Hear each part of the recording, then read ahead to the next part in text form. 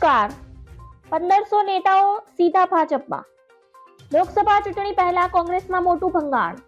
ગાંધીનગરમાં કમલમ ખાતે 1500 જેટલા નેતાઓ અને કાર્યકરોએ કોંગ્રેસને બાય બાય કહીને ભાજપ સાથે હાથ મળાવ્યો છે. પ્રદેશ અધ્યક્ષ સી.આર. પાટીલની હાજરીમાં કોંગ્રેસના 1500 નેતાઓ ભાજપમાં જોડાયા. ચૂંટણી પહેલા કોંગ્રેસમાં મોટું ભંગાણ. 1500 જેટલા કોંગ્રેસના નેતાઓ ભાજપમાં જોડાયા. બીજેપી અધ્યક્ષ સી.આર. પાટીલે આપી માહિતી. સી.આર. પાટીલે કહ્યું કે ભાજપની સ્થાપના બાદ જે વચનો આપ્યા તે કામ પૂર્ણ થયા છે. જે બાદ ભાજપમાં જોડાયા છે તે કોઈ નિરાશ નહીં થાય. તેમણે કહ્યું કે ભાજપ સાથે જોડાઓ છો તો તમારા મનમાં એક સ્પષ્ટતા હોવી જોઈએ કે તેમના નેતૃત્વની ગેરંટી હુંડી જેવી છે. ભાજપની સ્થાપના બાદ જે વચનો આપ્યા હતા તે વચનો મોદી આજ સુધી પૂરા કર્યા અને જે ખાત મુહૂર્ત થયા તે કામ પૂરા કર્યા.